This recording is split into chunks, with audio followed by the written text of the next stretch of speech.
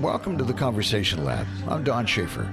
If democracy begins in conversation, then we need to nurture a culture where ordinary people like us routinely talk about those things that help us understand each other, whether it's about climate, race, religion, gender, or politics.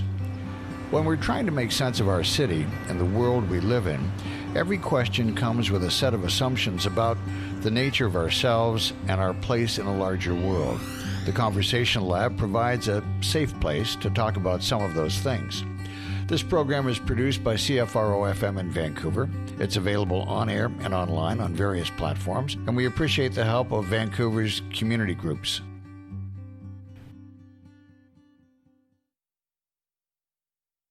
Welcome to another edition of the Conversation Lab. My name is Don Schaefer. Sarah Leamon is a practicing lawyer in Alberta and British Columbia. She's also the board chair for the Pace Society and the co-founder of the Coven Club, a nonprofit that focuses on social equality and the empowerment of women and girls. Well, nice to see you. Yeah, you too. It feels like forever. I know. It has been, I think. we aired an interview at CFRO that you and I had done the first time. Yeah. And you were talking about so many interesting things, and it struck me. I thought, geez, I wonder what you're doing now. I mean, so much has changed. How have you been? I've been good. Yeah. It's been a weird time, of course, for everybody, I think, right? Yeah. But I am here back in my office, so that's a positive at least. I'm happy to be back at work. So I'm curious, what happened to your business? We went into COVID-19 and everything went crazy. So what happens at a boutique law firm? What was it like for you? Well, we had to shut down initially. So we did work from home. It wasn't really shut down. I should rephrase that. I mean, what happened was that we have a very small office. There's 2 article students, but right now one of our students is out of the office anyways because she's doing her bar exam course.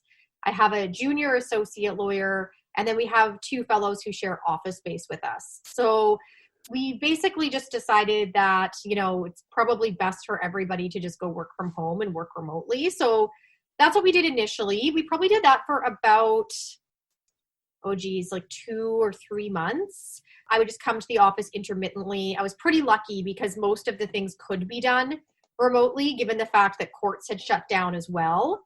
And all of the administrative hearings that I was doing happened over the phone anyways, or by way of written documents. So, that didn't really have too much of an interruption.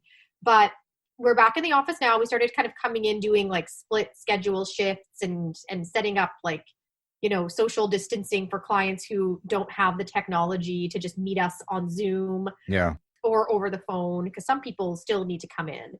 So we have done that now, and it's working out pretty well. Most people I find are very respectful and patient with everything that's going on. So that's a positive. And the courts are still largely shut down. So that's been a challenge, but we're starting to kind of move along and adapt to that as well. One of the questions I had was what's changed since we last talked, but I think specifically with regards to the legal system and human rights, I mean, it does seem some days the world is out of control. And I have to imagine that your skills are more necessary today than ever. Yeah, I mean, it does really seem that way. It's overwhelming, just looking at what's going on, particularly in the US, but also here. It's scary. Not much really changed in terms of my business.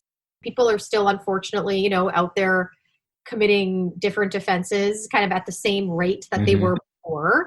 There's just more barriers now to then obtaining legal counsel because oftentimes people now have diminished incomes or are financially destitute. And it's really hard for people to manage that and to hire a lawyer. So I'm seeing more people kind of call, make inquiries, and then maybe just decide to go it on their own, which is unfortunate because we also haven't really seen legal aid adapting or adjusting either, because they may have to consider, now how they should adapt in response to COVID-19, maybe make more people eligible or change their eligibility to extend services to a greater array of people. Has anything surprised you along the way? Um, a lot of things do surprise me. But I guess that one of the things that really surprised me was just how our court system really just shut down and how we've adapted in the wake of that. I never thought that I would see a day where all of our provincial courts just closed their doors and said, nobody come to court anymore. So it was really interesting to see that happen. It was, to use a word that's been overused recently, unprecedented. But the cooperation between defense lawyers and Crown Council members during those times was really inspiring because we were able to work together in order to try to find solutions. And we're still doing that. So that's great, I think. We're using some technology, not a lot. Didn't surprise me because the court system doesn't really embrace technology all that well. But the way that we are using it now, I think, is very useful for us. And I hope that we can continue on doing that in the future, too. Because of your background in the not-for-profit sector and the legal training that you've had, how do you make sense of some of the human rights issues that are in the headlines every day? Well, it's so hard. And I mean, one of the things that has been a huge challenge, particularly for the organizations that I've been involved in, of course, was the fact that lots of people were excluded from government aid and government benefit programs. And unfortunately, a lot of those folks who were excluded are people who are sex workers. So, as you know, I am the board chair at PACE Society, which provides all types of resources and frontline support for sex workers all over Vancouver, but specifically, in the downtown Eastside. And a lot of those folks were left out. So PACE had to adapt to the demand for financial support from sex workers. And the way that we responded to that, in my opinion, was absolutely, outstanding. We created an emergency relief grant. We had so many donations as well as funding that we were able to draw on to provide small benefit financial monetary gifts, essentially, to sex workers who applied for them to help them get through this time. And to see that kind of grassroots response happen so quickly and mobilize, without any types of delays and just get off the ground running was so inspirational. So I have to give a lot of credit to the staff at PACE, our board, our members, just kind of see that response, even just in one very specific circumstance, I think was something that should not be forgotten anytime soon and can be an example as well to many others in the future. I think we saw a lot of that happening in the Downtown Eastside with the Downtown Eastside Response Fund and Downtown Eastside Response Group. And were you surprised to see the community come together?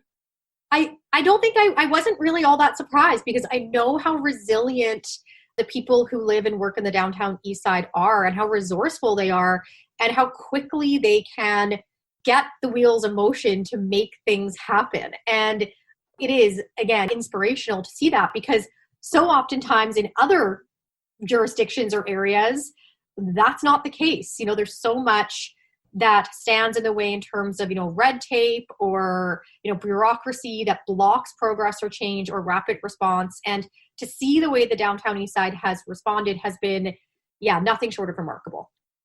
Is there anything you would do differently having gone through this for the future of PACE in terms of how you might grow and evolve the organization?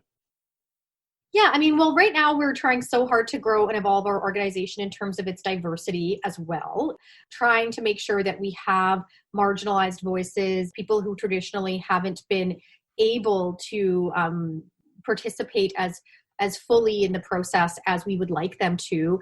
So that means experiential people as well as people of color. And so it's really important for us to elevate those voices, particularly given our political climate at this point.